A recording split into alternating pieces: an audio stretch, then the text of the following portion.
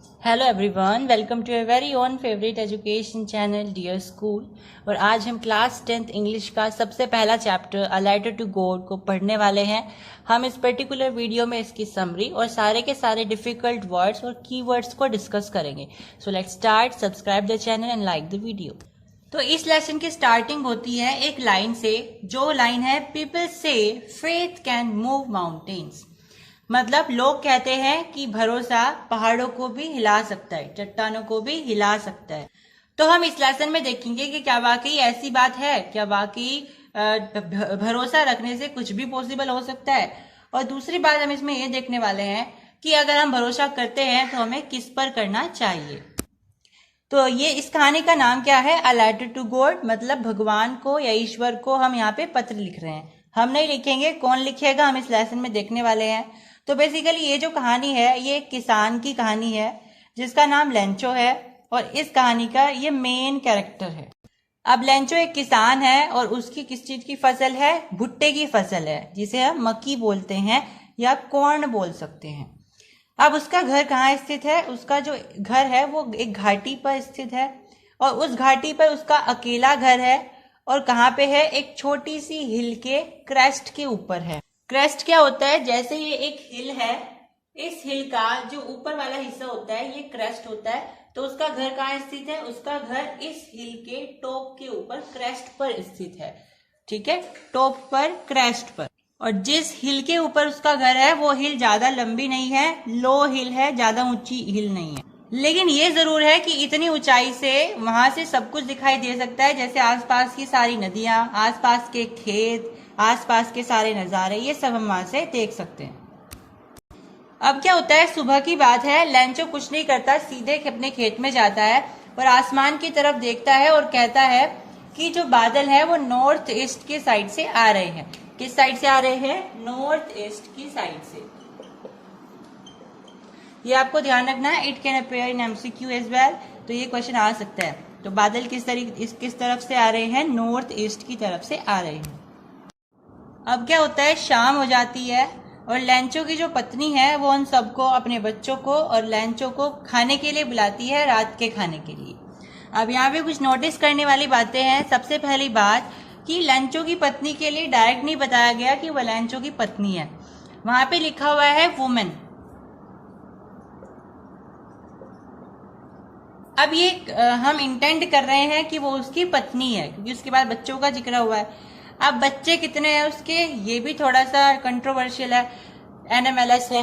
कैसे? देखिए, वो बता रहे हैं कि वो अपने बच्चों को बुलाते हैं, लेकिन उन्होंने संख्या नहीं बताया कि उसके बच्चे कितने हैं। बस वहां पे लिखा हुआ है उसके कुछ बच्चे खेत में काम कर रहे हैं और छोटे बच्चे हट के अंदर खेल रहे हैं। तो बच्चे बाहर खेल रहे हैं, बच्चे बाहर काम कर रहे हैं, और कुछ बच्चे घर के अंदर भी हैं।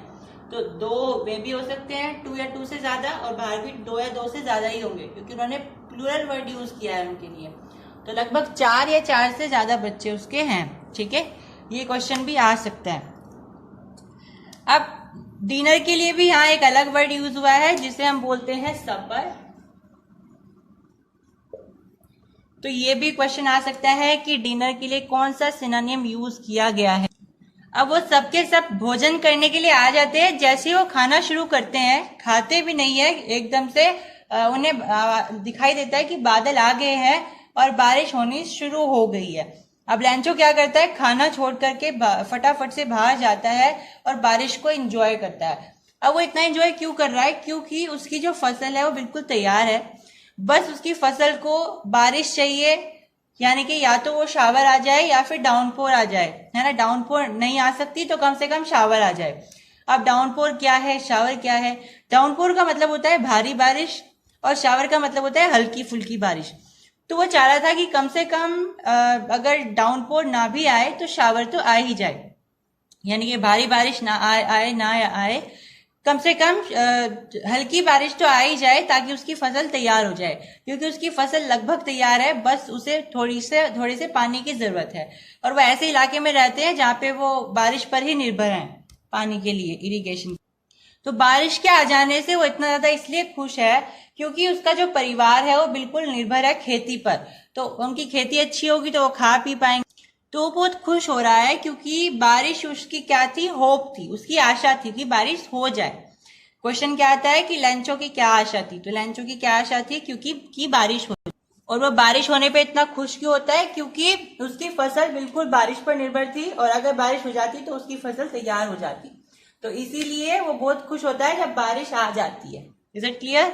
अब बारिश की बूंदें जो है अलग अलग डायमीटर्स की होती है, कुछ मोटी बूंदें होती है, कुछ पतली छोटी छोटी सी बूंदें होती है, तो वो बहुत खुश है इसलिए वो बारिश का नाम भी रख देता है। जो बड़ी बड़ी बूंदें हैं उनको वो 10 सेंट्स का नाम देता है और जो छोटी बूंदें हैं उनको वो 5 सेंट्स का नाम देता है।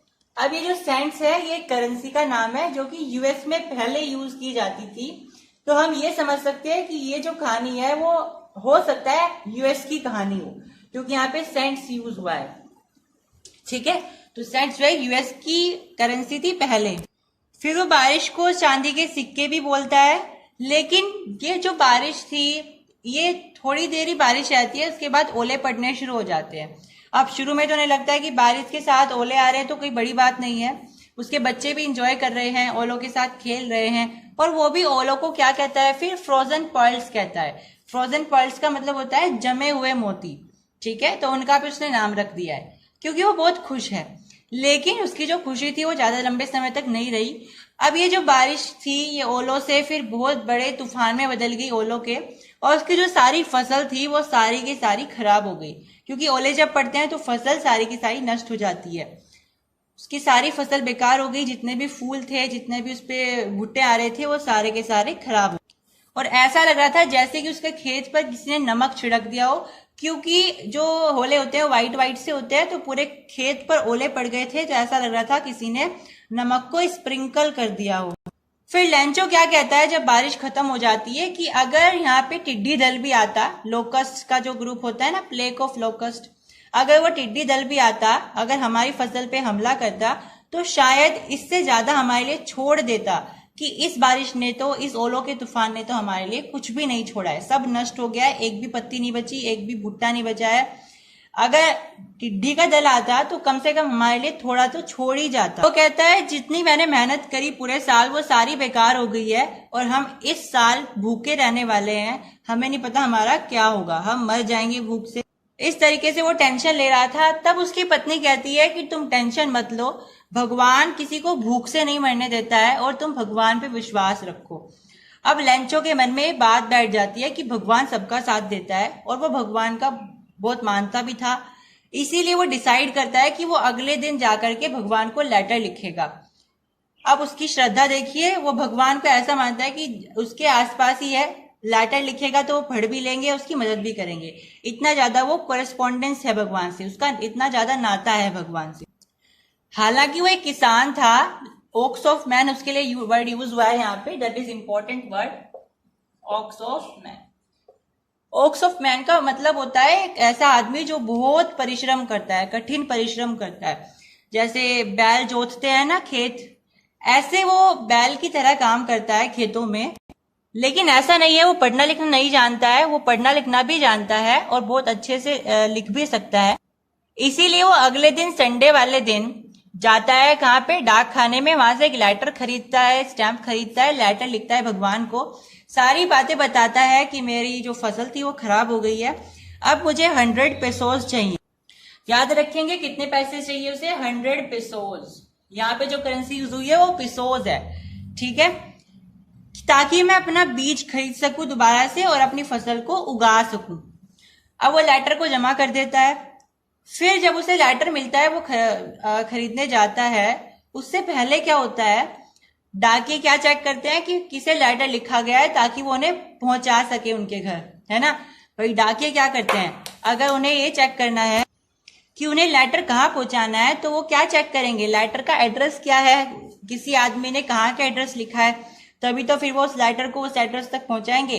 अब जब वो लेंचो का लेटर पढ़ते हैं, उन्हें क्या पता लगता है, वहां पे क्या लिखा हुआ है, टू गोड, मतलब एड्रेस क्या है, गोड का एड्रेस है। तो जो पोस्टमैन है वो हंसता हुआ आता है किसके पास, पोस्ट मास्टर के। जो उनका मास्टर है वहां पे, जो हेड है वो है पोस्ट मास्टर, और जो आम डाकिये है वो है पोस्टमैन। तो पोस्टमैन के पास वो हंसता हुआ आता है कि देखिए सर, ये कितना पागल इंसान है, इसने भगवान को लेटर लिखा है। तो पोस्ट मास्टर भी हंसने लग जाता है, लेकिन वो एकदम से रुक जाता है। ऐसा क्यों? वो कहता है कि हम लोग हंस रहे हैं, लेकिन ये तो देखो कि इस इंसान की, जो भी इंसान है ये, इसकी भगवान से कितनी ज्यादा कोरेस्पॉन्डेंस है, कितना बड़ा नाता है कि ये भगवान को लेटर लिख रहा है, वो भी इतने कॉन्फिडेंस के साथ कि इसने डाक खाने में वो जमा भी कर दिया। फिर पोस्ट मास्टर क्या करता है, उस लेटर को पढ़ता है, उसे पता लगता है कि इस आदमी को 100 पेसोस चाहिए। वो अपने पूरे ऑफिस के लोगों को बुलाता है कि भाई हमें इस आदमी की मदद करनी है। फिर वो क्या करते हैं, अपनी सैलरी से जैसे तैसे करके इकट्ठा करते हैं पैसा। अब वो किस लिए कर रहे हैं? चैरिटी के लिए कर रहे हैं, क्या कि किसी का भला हो जाए, ठीक है। लेकिन फिर भी वो 70 पेसोस ही जुटा पाते हैं, 100 पेसोस फिर भी नहीं इकट्ठा कर पाते, लेकिन फिर भी वो उसकी मदद करना चाहते हैं। तो वो लेटर में 100 पेसोस की बजाय 70 पेसोस रख देते हैं as a reply from God. लैंचो को ये लगे कि भगवान ने भेजा है। अब जब लैंचो अपना लेटर लेने आता है, तो वो ये देख करके कि उसमें 100 पेसोस नहीं है, 70 पेसोस है, खुश होने की बजाय बहुत ज्यादा गुस्सा हो जाता है।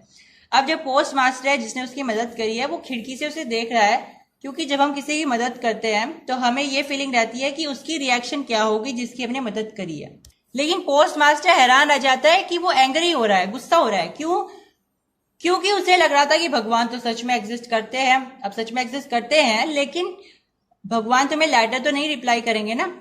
अब वो ये सोच रहा है कि भगवान तो मेरे साथ ऐसा नहीं कर सकते, जरूर ये जो डाक खाने के लोग हैं इन्होंने मेरे साथ धोखाधड़ी करी है, और इन्होंने जो भगवान ने मुझे 100 पेसोस भेजे होंगे उसमें से इन्होंने 30 रुपीज निकाल लिए हैं और मेरे पास 70 पेसोस निकले। वो फिर से जाता है और लेटर स्टैंप खरीदता है, लेटर लिखता है भगवान को फिर से कि भगवान में आपने जो मुझे पैसे भेजे थे उसमें से इन्होंने 30 पैसे निकाल लिए है। अब मुझे आप दोबारा से भी 30 पैसे भेज दीजिए, लेकिन दूसरे डाक खाने से भेजिएगा, क्योंकि ये जो डाक खाने के लोग हैं ये बड़े डाकू लोग हैं। इनके लिए उन्होंने एक वर्ड यूज किया है, that is bunch of crooks.